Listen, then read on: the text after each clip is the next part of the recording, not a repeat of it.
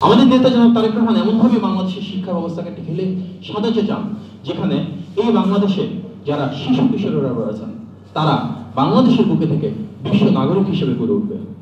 আপনারা চিন্তা করেন, বাংলাদেশ থেকে প্রতি বছর অনেক মানুষ বাইরে কাজ করতে যায়, সৌদি আরব যাচ্ছে কিন্তু আরবি ভাষা জানে না, জাপান কোরিয়া যেতে পারছে না কারণ সেই ভাষা তারা জানে না, তারা ফ্রান্স জার্মানিতে যাচ্ছে কিন্তু সেই ভাষা জানে না।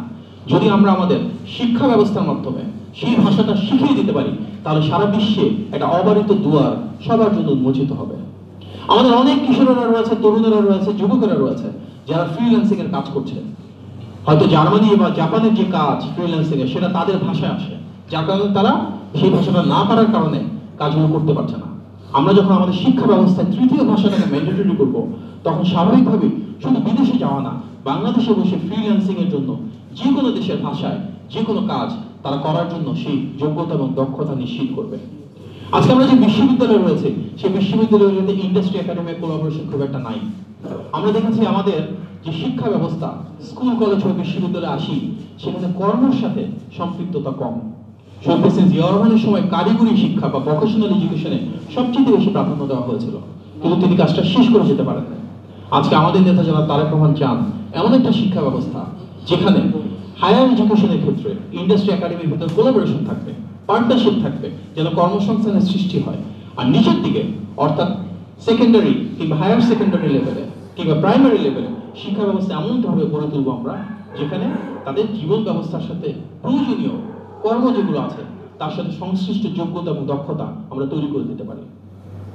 আমাদের নেতার প্রস্তাবনা হচ্ছে ক্লাস 6 থেকে আমরা একটা নতুন সাবজেক্ট ইন্ট্রোডিউস করব বাংলাদেশের প্রতিটি শিক্ষার্থীর জন্য, যার নাম হচ্ছে লার্নিং উইথ হ্যাপিনেস।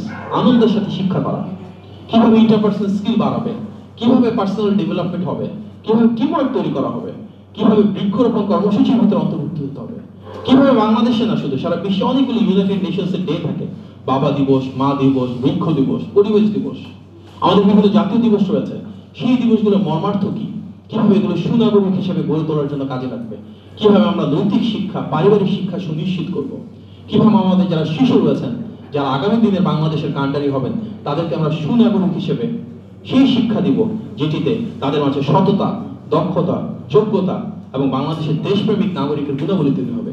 সেটি তো আমাদের শিক্ষা ব্যবস্থার মূল উদ্দেশ্য।